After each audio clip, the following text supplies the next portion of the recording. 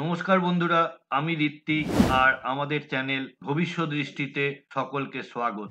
আমাদের নক্ষত্রের সিরিজে আজকে ১৯ নম্বর পর্ব, তাই আমরা আলোচনা করব ১৯ নম্বর নক্ষত্র মূলা নক্ষত্র নিয়ে।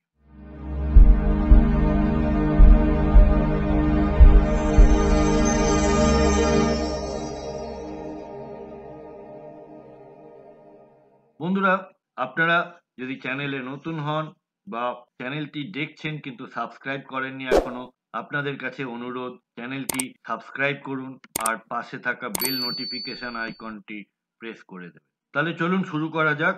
মূলা নক্ষত্র। মূলা নক্ষত্র এর অর্থ হলো মূল বা শিকড়। অধিপতি গ্রহ হলেন কেতুদেব, দেবতার নেত্রী, রাশি ধনু, পদ সংখ্যা ৪টি, তত্ত্ব তামসিক এবং গতি দ্রুত।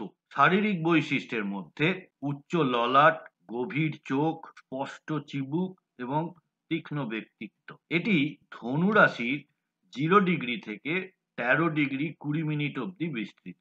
অধিপতি কেতু, তাই মূলা অতীত অনুসন্ধান, মূলগত সত্য এবং বিচারের প্রতীক।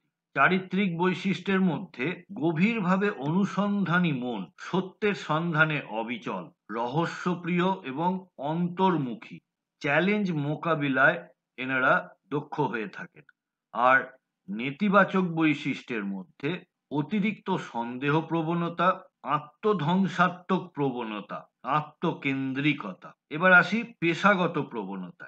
এই নক্ষত্রের জাতক জাতিকারা গবেষণা, গোয়েন্দা, দার্শনিক, শিক্ষক, তন্ত্র সাধক এবং চিকিৎসা জগতে যথেষ্ট সুনাম অর্জন করেন। পরিশেষে ছোট উপদেশমূলক গল্প।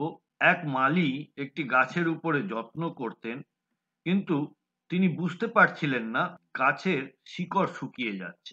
এক সাধু এসে তাকে বললেন, গাছের উপরিভাগ সাজালেই হবে না, শিকড়ে জল দিতে হবে। তাই জীবনের মূল উদ্দেশ্যকে ভুলে যাবেন না, বাহ্যিক নয়, অন্তর্নিহিত শক্তিকে বুঝুন। বন্ধুরা, কন্টেন্ট ভালো লাগলে প্লিজ একটা লাইক করবেন আর আত্মীয় স্বজন বন্ধু বান্ধবের সঙ্গে শেয়ার করবেন। যদি আপনাদের কোনো প্রশ্ন বা সাজেশন থাকে তাহলে অবশ্যই আমাকে কমেন্ট বক্সে লিখে জানাবেন। আজকের পর্বে এই পর্যন্তই। দেখা হচ্ছে পরের পর্বে, পরের নক্ষত্র নিয়ে। সাথে থাকার জন্য অনেক ধন্যবাদ।